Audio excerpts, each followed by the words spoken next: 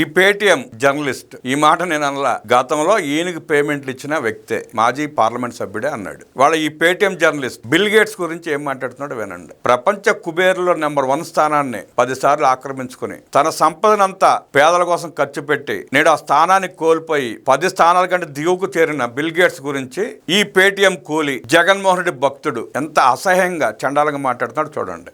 ఆనాడు మైక్రోసాఫ్ట్ హైదరాబాద్ లో స్థాపించి వేల మందికి ఉపాధి కల్పించి లక్షల జీతాలు ఇచ్చి హైదరాబాద్ ని ప్రపంచ పటంలో నిలబెట్టిన వ్యక్తి బిల్ గేట్స్ ఇవాళ అమరావతికి వచ్చి మళ్ళీ అభివృద్ధి చేస్తాడన్న భయంతో దుగ్ధతో జగన్మోహన్ రెడ్డి సాయి అనే జర్నలిస్ట్ చేత పేటిఎం డబ్బులు ఇచ్చి ఎలా మాట్లాడిస్తున్నాడో, ఎంత వికృతంగా మాట్లాడుతున్నాడో ఒకసారి వినండి. ఆయనకి ఈ సంజీవని ప్రాజెక్ట్ అప్పచెప్తారట. అంటే మన ఆరోగ్యాలు తీసుకెళ్లి బిల్ గేట్స్ అనే రాక్షసుని చేతిలో పెడుతున్నాడు. బిల్ గేట్స్ రాక్షసుడంట. తన సంపదలో 99% ప్రపంచంలోని పేదల కోసం ఖర్చు పెట్టే వ్యక్తి రాక్షసుడా? లేదు, నువ్వు పేటిఎం తీసుకుంటున్నా, నీకు డబ్బులు ఇస్తున్న జగన్మోహన్ రెడ్డి రాక్షసుడా? పేద ప్రజలను పీక్కు తిని వాళ్ళ రక్తం తాగి లక్షల కోట్లు సంపాదించుకున్న జగన్మోహన్ రెడ్డి రాక్షసుడా?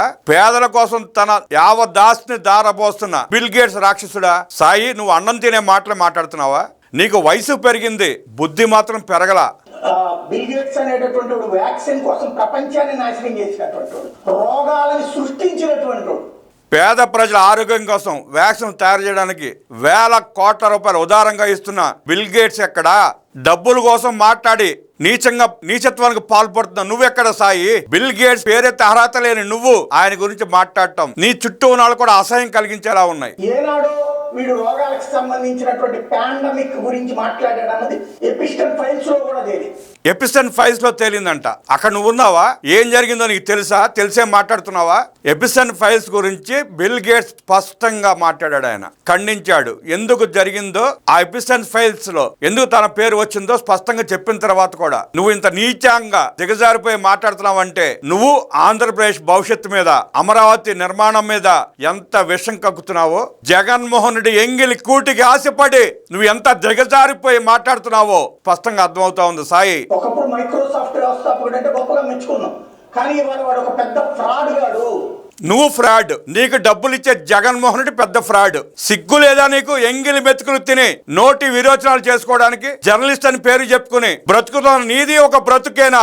నీది ఒక బ్రతుకేనా అంటే నీ చుట్టూ ఉన్న ఎడిటర్లు, కెమెరామెన్లే చీ కొడతా ఉంటే కూడా నీకు సిగ్గు శరం లేకుండా, సిగ్గు రాకుండా ఇష్టం వచ్చి మాట్లాడుతున్నావు. బిల్ గేట్స్ వాడు ఆంధ్రప్రదేశ్ వచ్చి ప్రకటనలు చేస్తాడన్న దుగ్ధతో, వణుకుతో, భయంతో, ఎక్కడ రాష్ట్రం అభివృద్ధి చెందుతుందో, ఎక్కడ పేద ప్రజలు బాగుపడిపోతారన్న కడుపు మంటతో నీ చేత నీచమైన మాటలో మాట్లాడిస్తున్న దుర్మార్గుడు జగన్ రెడ్డికి తెలుసు బాగా బిల్ గేట్స్ అంటే ఏంటో. అమ్ముడుపోయిన నీకు అంతకంటే బాగా తెలుసు బిల్ గేట్స్ అంటే ఏంటో. మీరు ఎంత విషం చెమ్మినా, ఎన్ని నోటి విరోచనాలు చేసుకున్నా మీ వల్ల తుంగాకు తెగదు సాయి, గుర్తుంచుకో. నీ గురించి అదే వైఎస్ఆర్ కాంగ్రెస్ పార్టీ మాజీ నాయకుడు స్పష్టంగా చెప్పాడు. నీ పరిస్థితి ఏంటో, నీ స్థాయి ఏంటో, నువ్వు ఎలా పనిచేస్తావనని. ఆ వీడియో కూడా వినిపిస్తా. ప్రపంచం మొత్తంలో ఆరోగ్య రంగాన్ని అడ్డుపెట్టి పీల్చి పిప్పి చేస్తున్నటువంటి ఒక పెద్ద ప్రపంచ ఆరోగ్య రంగానికి తను సంపాదించిన వేల కోట్ల రూపాయల ఆస్తుల్లో 99% ట్రస్ట్ ద్వారా ఖర్చు పెడుతున్న బిల్ గేట్స్ సాడిస్టా? ఓరి దుర్మార్గుడా, నీకు జగన్ ఇచ్చే 1-2 లక్షల కోసం కక్కుర్తిపడి ఇంత నీచానికి దిగజారి మాట్లాడతావా? నువ్వు మనిషివేనా? వాడిని అనవసరంగా నెత్తిన పెట్టుకుంటారు. ఇది భారతదేశానికి కూడా ద్రోహి, అది గుర్తుపెట్టుకోవాలి. భారతదేశం కోసం, భారతదేశంలో ఉన్న పేద ప్రజల కోసం, వైద్య రంగాని కోసం, రైతుల కోసం వేల కోట్ల రూపాయలు తన సంపదను ఖర్చు పెడుతున్న బిల్ గేట్స్ ఆయన గురించి ఎంత నీచంగా మాట్లాడుతున్న సాయిని, గేట్స్ గారిని కూడా వాడు వీడన్న తర్వాత ఈ సాయి గాడు, వీడు, వాడు అని మనం అనడంలో ఎలాంటి తప్పు లేదనిపిస్తా ఉంది. అరే సాయి, నువ్వు కడుపుకు అన్నమే తింటే మనిషిలా ప్రవర్తించు, మనిషిలా మాట్లాడు. నీకు నువ్వు జర్నలిస్ట్ అని అనుకుంటే, ఆ స్థాయి నీకు ఉంది అనుకుంటే మనిషి జన్మతిన మనిషిలా మాట్లాడు.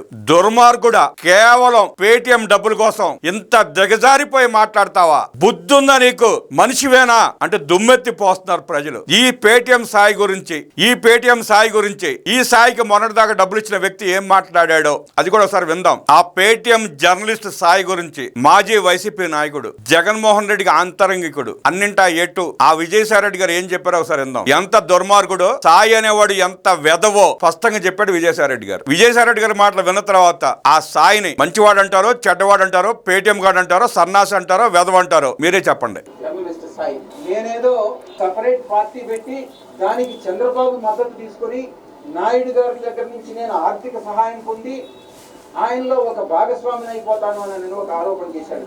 ఆయనకి ఎవరు చెప్పారో నాకైతే తెలియదు. ఈ జర్నలిస్ట్ సాయి స్వీయ పరిజ్ఞానాన్ని ఉపయోగించి ఈ జర్నలిస్ట్ సాయి అనేటటువంటి వ్యక్తి వైఎస్ఆర్సీపీ పేటిఎం బ్యాచ్ ఎవరికైతే మంత్లీ పే చేస్తున్నారో విజయసాయి రెడ్డి గారు స్పష్టంగా చెప్పాడు పేటీఎం బ్యాచ్ అని, నెలలా డబ్బులు ఇస్తామని. ఇవాళకి వైఎస్ఆర్ కాంగ్రెస్ పార్టీ నెలలా సాయికి డబ్బులు ఇచ్చి వీడియోలు చేపించుకుంటా ఉందని చెప్పి విజయసాయి రెడ్డి గారు స్పష్టం చేశారు. అంత వెధవ ఈ సాయి, జర్నలిస్ట్ ముసుగులో ఉన్న నీచుడు ఈ సాయి.